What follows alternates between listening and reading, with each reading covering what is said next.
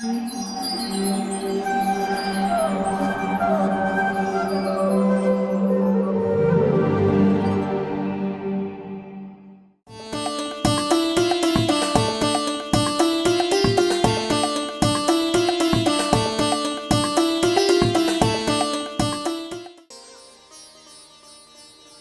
संसार में अनेक प्रकार के पौधे हैं, फूल हैं, कुछ गोभी के फूल हैं, कुछ डैम फूल हैं।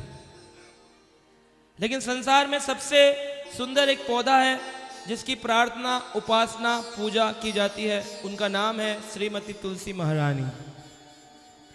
शास्त्रों में वर्णन है, पुष्पेषु तुलनापस्य नासीद देवेषु वा मुने पवित्र रूपा सर्वासु तुलसी साचा कीर्तिता। सभी पुष्पों में पवित्र करने वाली एक पुष्प, एक पौधा है जिनका नाम है श्रीमती तुलसी महारानी। तुलसी महारानी के प्राकट्य के अनेक अनेक लीलाएं और चरित्र हैं। पद्म पुराण, स्कंद पुराण, हर कल्प में तुलसी महारानी एक अनक कहानी के साथ, एक अलग कथा के साथ प्रकट होती हैं। पर एक मनवंतर में ब्रह्म वैवर्त पुराण में एक छोटी सूक्ष्म कथा आती है। क्योंकि समय कम है तो हम बड़ी कथा ना करते हुए सूक्ष्म कथा करेंगे। ब्रह्म वैवर्त पुराण के अंदर तुलसी महारानी के प्राकट्य की एक सूक्ष्म कथा है। नारायण ऋषि नारद जी को कहते हैं, भगवान नारायण बता रहे हैं कि एक बार लक्ष्मी, सरस्वती और गंगा, ये तीनों ही पतित पावनी, गंगा, यमुना, सरस्वती, तो ये तीनों बहती हैं, संगम में जाके प्रयागराज में मिलती हैं। तो लक्ष्मी जी, सरस्वती और गंगा तीनों भगवान नारायण की भार्या हैं। एक बार सरस्वती को संदेह हो गया कि भगवान मेरी अपेक्षा गंगा को ज्यादा प्रेम करते हैं। तब उन्होंने भगवान को कुछ कड़े शब्द कह दिए, कुछ ऐसे शब्द कहे कि भगवान आप गंगा पर अधिक प्रेम करते हैं और आप मेरा ख्याल नहीं रखते हैं। जब इस प्रकार से बोला तो भगवान के मन में आया कि मैं तो किसी से भेदभाव नहीं करता हूं। समोऽहं सर्वभूतेषु न मे द्वेषो नास्ति न प्रिया। मैं किसी से द्वेष नहीं करता हूं, न कोई मेरा प्रिय है। समो अहम सर्वभूतेषु, मैं सबके लिए समान हूं। रेगिस्तान का वातावरण है, वर्षा हो रही है, बहुत दिनों से पानी नहीं गिरा है, फसलें सूखी हुई हैं, अकाल पड़ा है। ऐसे समय में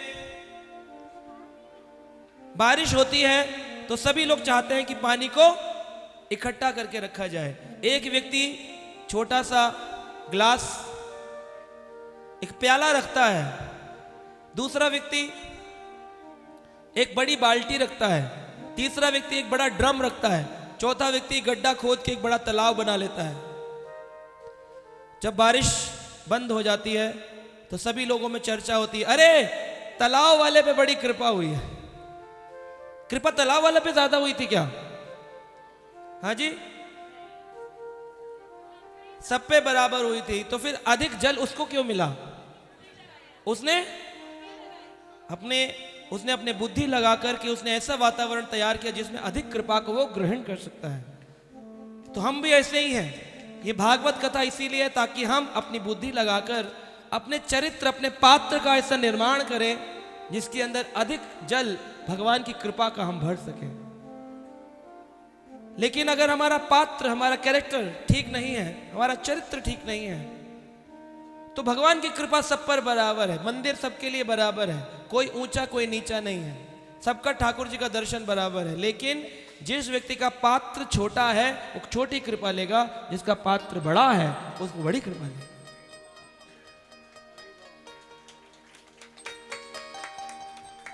तो अपने जीवन का अधिक समय पात्र निर्माण पे निकालना चाहिए कि अपने पात्र को बड़ा करें, बड़ा करें, बड़ा करें। कृपा बरस रही है, लेकिन हम बंद करके बैठे हैं अपनी बुद्धि को, अपने दिमाग को, अपने भागवत श्रवण को, तो अपने हृदय में कभी जाएगी नहीं ये ज्ञान। लक्ष्मी, सरस्वती, गंगा तीनों बाहर रहे हैं। सरस्वती ने भगवान से कड़े शब्द कहे। लक्ष्मी जी को बहुत बुरा लगा, तुमने ये क्या कह दिया। लक्ष्मी जी ने गंगा जी को, सरस्वती जी को कह दिया, तुम जाओ इस धाम से, नीचे पानी बनकर बहती रहो। गंगा ने रोकने की कोशिश की तो गंगा को भी कह दिया लक्ष्मी जी ने, तुम भी पानी बनकर बहती रहो। तो दोनों जल वृष्टि बनकर इस पृथ्वी पर बहने लगी। लेकिन दोनों ने ही भगवान की लीलाओं में सेवा करने के लिए लक्ष्मी जी को कह दिया कि हम तुम्हें भी ऐसा श्राप देते हैं कि तुम क्या बन जाओ, तुम्हारा शरीर गंडकी नदी बनकर बहने लग जाए और तुम्हारे जो बाल हैं, ये केश, ये तुलसी का वृक्ष बनकर के पौधा। तो इस तरह से तुलसी महारानी में और लक्ष्मी जी में कोई भेद नहीं है। इसीलिए तुलसी शालिग्राम विवाह जो है वो लक्ष्मी नारायण विवाह ही है। अधिक लोग समझ नहीं पाते हैं, कहते इतने सारे भगवान, एक नारायण है, एक राम है, एक कृष्ण है, एक नरसिंह है, एक वामन है, एक हंस है, एक हयग्रीव है, परशुराम है, बलराम है, कल्की है। कैसे समझे? भगवान एक ही है, कृष्ण तत्व एक ही है, कृष्ण तत्व। और राधा रानी भी तत्व एक ही है, शक्ति तत्व। और उन्हीं से सहस्त्र लक्ष्मियां प्रकट होती हैं और लक्ष्मियों से ही तुलसी महारानी प्रकट होती हैं। क्योंकि वृंदावन में हर जगह वृंदा देवी के पौधे हैं, पेड़ हैं, इसीलिए अधिक समय उस स्थान को जहां वृंदा तुलसी के अधिक पौधे होते हैं उसको वृंदावन कहा जाता है। अगर आप अपने घर में अधिक तुलसी के पौधे लगा लें तो आपका घर भी क्या बन जाएगा? वृंदावन। घर में वृंदावन है। वृंदावन तुलसी महारानी के पास बैठ करके अपना जप आदि करें, बहुत कृपा मिलती है। कहते हैं यमराज ने अपने यमदूतों को कहा, तुलसाय अलंकृता ये तुलसी नाम जाप कहा, तुलसी वन पाला ये त्याज्य दुरुतो भटा। ये हरि भक्ति विलास स्कंद पुराण के काशी खंड यमराज अपने दूतों को श्लोक बता रहे हैं। क्या कहते हैं? तुलस्याय अलंकृत ये जो व्यक्ति का गला तुलसी माला से अलंकृत है। तो तुलसी माला बहुत लोग पहनना चाहते हैं, हम भी पहनना चाहते हैं, हम भी पहनना चाहते हैं। प्रभु जी बड़ा अच्छा लगता है आपके गले में। तो ये फैशन नहीं है, ये समर्पण है। बुरा मत मानिएगा, एक कड़वा उदाहरण दे रहे हैं। मानेंगे तो नहीं बुरा? तो एक बार दोनों हाथ करके बोलिए हरि बोल। अभी मानेंगे तो मैं बोलूंगा आप ही ने बोला था। सड़क पर कई प्रकार के कुत्ते आदि घूम रहे हैं, है कि नहीं? और घरों में भी कुत्ते हैं, पालतू जानवर, है कि नहीं? अगर सरकार की ओर से बोला जाए इस इलाके में अधिक कुत्तों की संख्या बढ़ रही है, इन्हें उठा लो, तो जो स्ट्रीट डॉग्स को उठाने वाली गाड़ी आएगी वो अगर देखेगी किसी डॉग के, कुत्ते के, जानवर के गले में एक पट्टा बंधा हुआ है तो क्या उसे उठाएगी? कहेगी क्योंकि इसका मालिक आएगा कहेगा भावना जी हमारा कुत्ता उठा के ले गए, दिलवा दीजिए। भावना जी कहीं बताइए, छोटे छोटे काम भी करने पड़ते समाज सेवा में, ख्याल क्यों नहीं रखा आपने? लेकिन सरकार की ऐसी व्यवस्था है कि पट्टे वाले को मत उठा के लाओ, और बिना पट्टे वाले को ले आओगे तो देंगे नहीं उसका, है कि नहीं? ऐसे ही जो व्यक्ति कहता है कि मैं कृष्ण का पालतू हूं, वो अपने गले में शरणागति का पट्टा डालता है। और यमराज जो है ना, वो कहते हैं जिनका ये पालतू पट्टा नहीं उनको उठाना, जिनके हो उनको उठाना मत, छूना भी मत।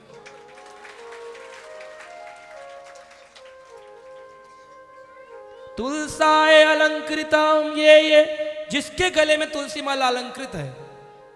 पर इसमें थोड़ा सा नियम है।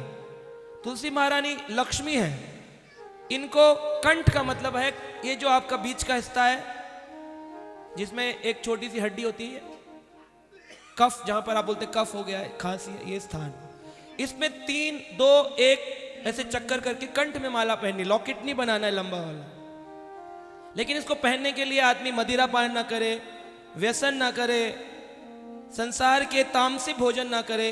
अगर वो ऐसा काम नहीं करता है कि गुटखा तंबाकू खाता है, अगर ये सब नहीं करता है तो हर एक व्यक्ति इस कंठी को धारण कर सकता है। कहते हैं जो व्यक्ति तुलसी स्पर्श कंठी में पहनकर जब जल अपने सिर पर डाल के स्नान करता है, 33 कोटि तीर्थों में स्नान करने का फल उसे अपने बाथरूम में मिल जाता है। बहुत ऊंचा स्तर है तुलसी महारानी का। और तुलसी अलंकृतम ये तुलसी नाम जाप कहा। जब जप करते हैं तो शुरुआत में लकड़ी की माला से करना चाहिए, नीम की लकड़ी हो।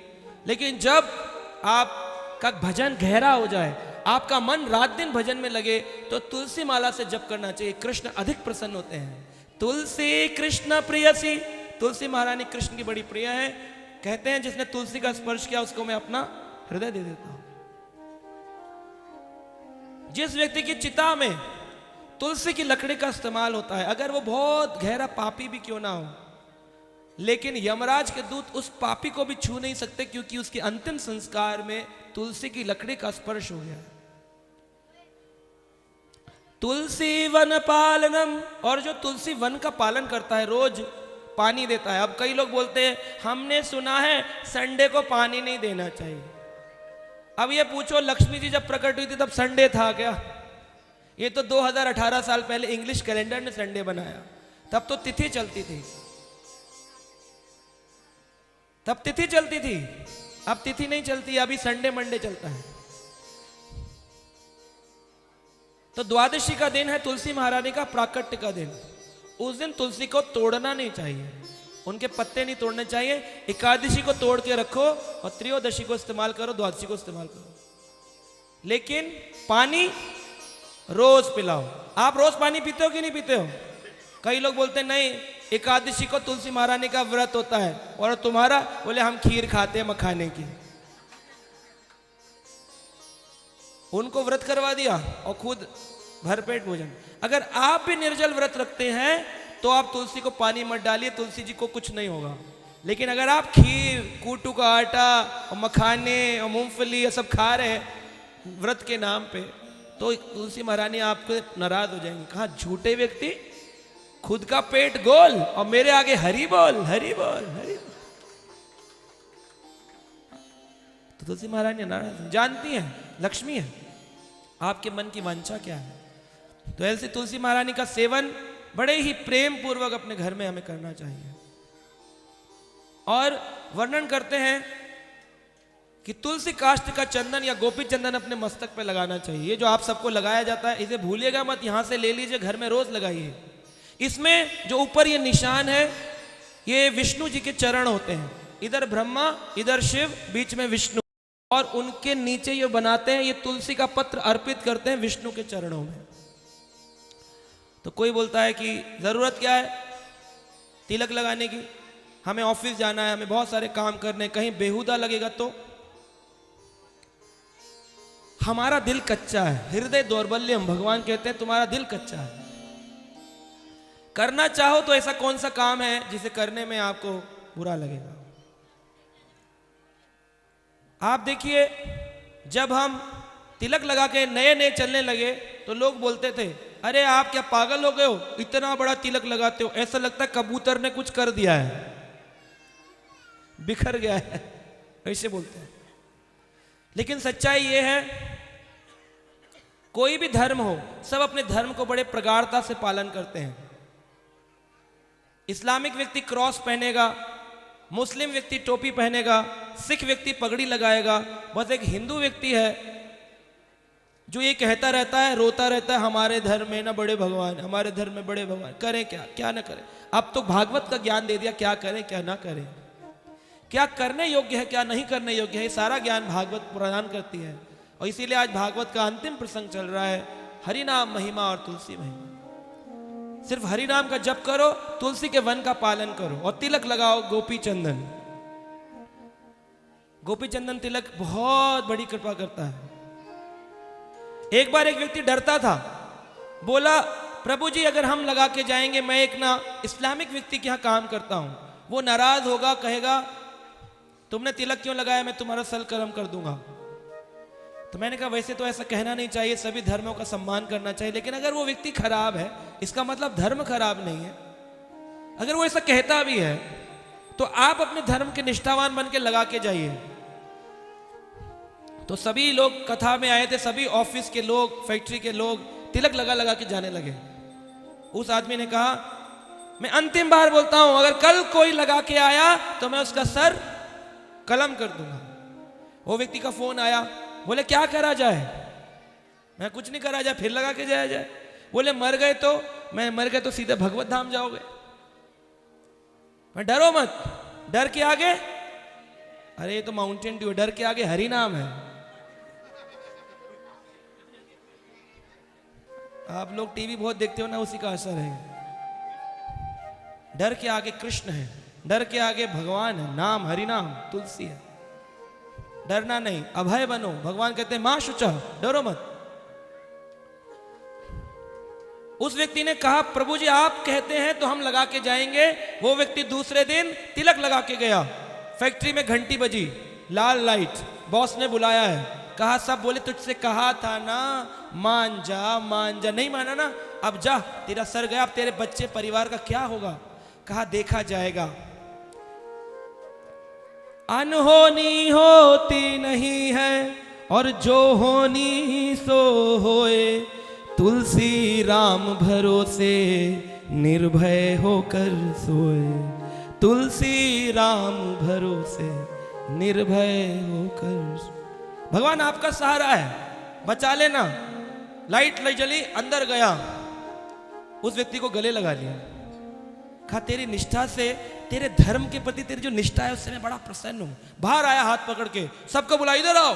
सब बोले सबके सामने गर्दन काटेगा, बताएगा कि तुमने अगर तिलक लगाया तुम्हारी भी गर्दन काट दूंगा। उसने चिल्लाते हुए कहा आज के बाद इसको छोड़कर अगर किसी ने तिलक लगाया तो मैं सर कलम कर दूंगा। ये डिटर्मिनेशन है, दृढ़ता है आपकी कि आप करना क्या चाहते हैं। अगर आप भगवान को पाना चाहते हैं तो भगवान बहुत दूर नहीं है, बस हरि नाम जपना है, तुलसी की सेवा करनी है, भगवान प्रकट होंगे। एक बार द्वारका में नारद जी आए। वैसे तो हर कथा में नारद जी आते हैं। श्रील प्रभुपाद कहते थे जहां भागवत चर्चा होती है वहां ब्रह्मा जी, नारद जी, हनुमान जी जरूर आते हैं। तो यहां पर आए हुए हैं, दिख रहे हैं आपको। भक्तों के स्वरूप में भी आ सकते हैं, विराजमान होते हैं आकर के सूक्ष्म रूप में। क्योंकि प्रकट रूप में इसलिए नहीं आते, वरना कथा में आप लोग फोटो खिंचाने लग जाएंगे, ग्रुप फोटोग्राफ।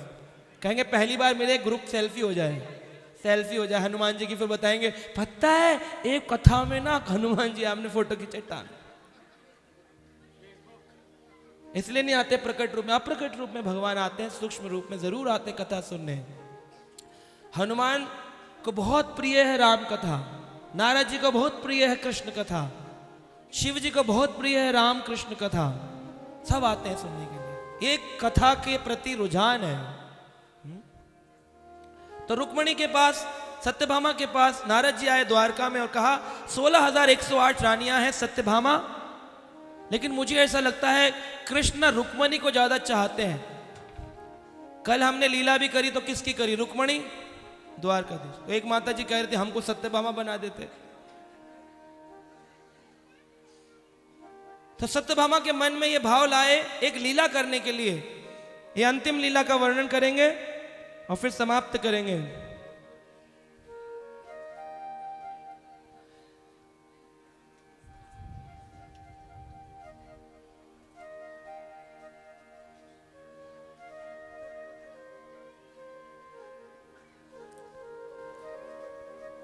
नारद जी ने कहा सत्यभामा मुझे ऐसा लगता है कृष्ण तुमको ज्यादा रुक्मणी को प्रेम करते हैं। तो सत्यभामा बोली हाँ मैं बाद में ब्याही गई ना, इसलिए मेरे को लगता है मेरा भी है, मेरा भी यही सोचना है। प्रभु क्या करूं?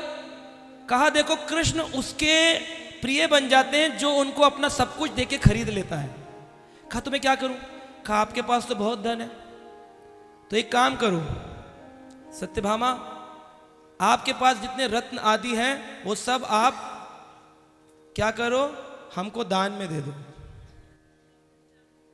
कहा आपको कैसे दान में दे दूं? इससे कैसे कृष्ण मुझे प्यार करेंगे, प्रेम करेंगे?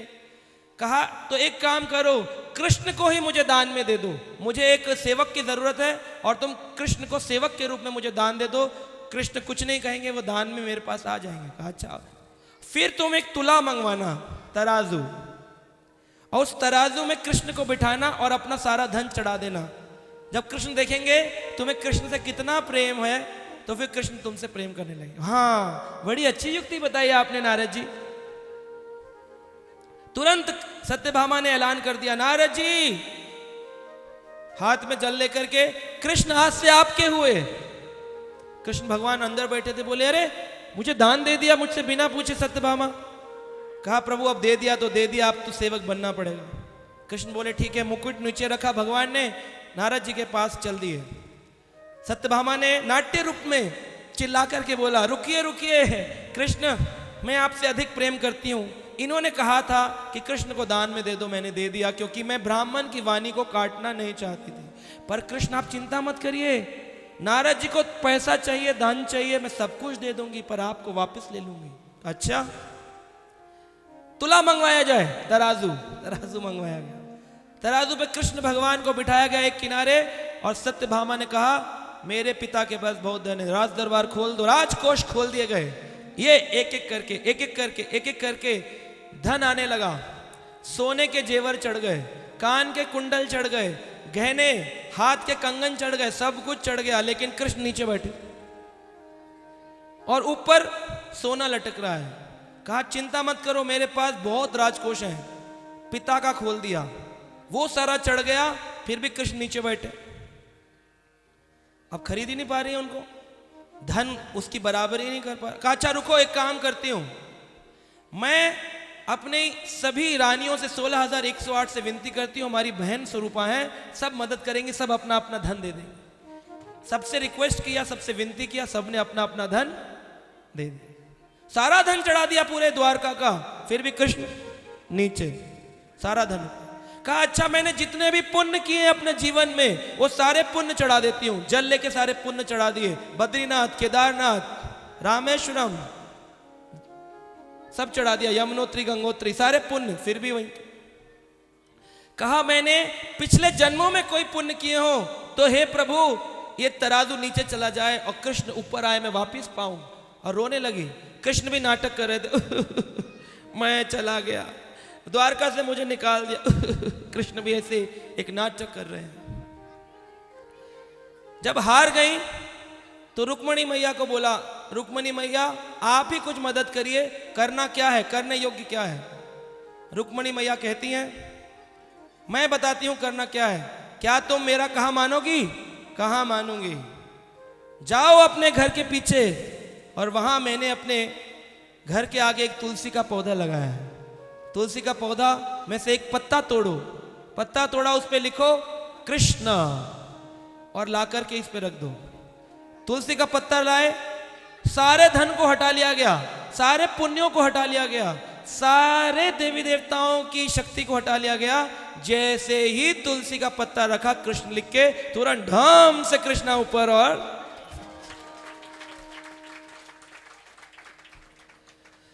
त्राणी तुलसी मूलात यवंत पहिनोति वे तावतीर ब्रह्म हत्या ही चिंतया एव संशये।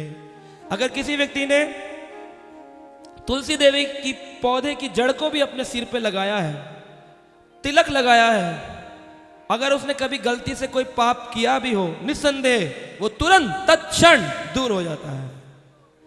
इसीलिए तुलसी की परिक्रमा करते हैं तो गाते हैं, नहीं क्या गाते हैं तुलसी की परिक्रमा में? यानि कानि च पापानि ब्रह्म हत्यादिकानि च तानि प्रणश्यन्ति प्रदक्षिणा पदे पदे। यानि कानि च पापानि ब्रह्म हत्यादिकानि च तानि तानि प्रणश्यन्ति प्रदक्षिणा पदे पदे। यानि कानि च पापानि, यदा कदा कोई पाप हुआ हो, यानि कानि च पापानि ब्रह्मा हत्यादिकानि च, अगर ब्रह्मा की भी, ब्राह्मण की भी हत्या हो गई हो, किसी जीवात्मा की, चींटी की, चलते पैर से कोई मर भी गया हो अनजाने में, यानि कानि च पापानि ब्रह्म हत्यादिकानि च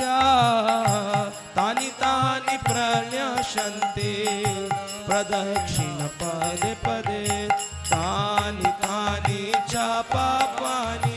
उसी पर जो भी मैंने पाप किए हैं तुलसी महारानी, क्या करना, प्रदक्षिणा करते ही, आपकी परिक्रमा करते ही क्या करना, मेरे सारे पाप नष्ट कर देना। यानि कानि च पापानि ब्रह्म हत्यादिकानि च तानि तानि प्रणश्यन्ते प्रदक्षिण पदे पदे। यानि कानि च पापानि ब्रह्म हत्यादिकानि च तानि तानि प्रणश्यन्ते प्रदक्षिण पदे पदे। हरे कृष्णा कृष्णा कृष्णा हरे हरे, हरे रामा रामा रामा हरे हरे। हरे कृष्णा कृष्णा कृष्णा हरे हरे, हरे रामा रामा रामा हरे हरे। हरे कृष्णा कृष्णा कृष्णा हरे हरे, हरे रामा रामा रामा हरे हरे। आपकी बारी है, सबको गाना है। जोरदार ताली से भगवान तुलसी महारानी का, सभी पुरुष के भी हाथ दिए भगवान ने। हरे रामा रामा हरे हरे, हरे कृष्णा कृष्णा कृष्णा हरे हरे, हरे रामा रामा रामा हरे हरे। हरे कृष्णा कृष्णा कृष्णा हरे हरे, हरे रामा रामा हरे हरे। हरे कृष्णा कृष्णा कृष्णा हरे हरे, हरे रामा रामा रामा हरे हरे। हरे कृष्णा कृष्णा कृष्णा हरे हरे, हरे रामा रामा रामा हरे हरे। हरे कृष्णा कृष्णा कृष्णा हरे हरे, हरे रामा रामा रामा हरे हरे। हरि बोल। हरे हरे, हरे रामा रामा रामा हरे हरे। हाँ, हरे कृष्णा कृष्णा कृष्णा हरे हरे, हरे रामा रामा रामा हरे हरे। हरे कृष्णा कृष्णा कृष्णा हरे हरे, हरे रामा रामा रामा हरे हरे। राम कृष्ण गोविंदा माधव केशव, राम कृष्ण गोविंदा माधव केशव। पांडुरंगा विठ्ठलनाथ श्रीनिवासन, पांडुरंगा विठ्ठलनाथ श्री। गिरधारी गोपीनाथ मदन मोहन, गिरधारी गोपीनाथ मदन मोहन, हाँ, गिरधारी गोपीनाथ मदन मोहन। गिरधारी गोपीनाथ मदन मोहन। रंगनाथ वेंकटेश नंद नंदन, रंगनाथ वेंकटेश नंद नंदन। हाँ, गिरधारी गोपीनाथ मदन मोहन, गिरधारी गोपीनाथ मदन मोहन, गिरधारी गोपीनाथ मदन मोहन। गिरधारी गोपीनाथ मदन मोहन। रंगनाथ वेंकटेश श्री नंद नंदन, रंगनाथ वेंकटेश श्री नंद नंदन। हरे कृष्णा कृष्णा कृष्णा हरे हरे, हरे रामा रामा रामा हरे हरे। हरे कृष्णा कृष्णा हरे हरे, हरे रामा रामा हरे हरे। श्याम सुंदर गौर सुंदर नित्यानंदा, श्याम सुंदर गौर सुंदर नित्य, सभी को बोलना है। श्याम सुंदर गौर सुंदर नित्यानंदा, श्याम सुंदर गौर नित्यानंदा। यशोदानंद सचिनंद नंद नंदना, यशोदानंद सचिनंद नंद नंदा। राम कृष्ण गोविंद माधव केशवा, राम कृष्ण गोविंद माधव केशवा। पांडुरंगा विठ्ठलनाथ श्रीनिवासना, पांडुरंगा विठ्ठलनाथ श्रीनिवासना। गिरधारी गोपीनाथ मदन मोहन गिरधारी गोपीनाथ मदन मोहन रंगनाथ वेंकटेश श्री नंद नंदन रंगनाथ वेंकटेश श्री नंद नंदन हरे कृष्णा कृष्णा कृष्णा हरे हरे हरे रामा राम राम हरे हरे हरे कृष्णा कृष्णा हरे हरे हरे राम हरे हरे।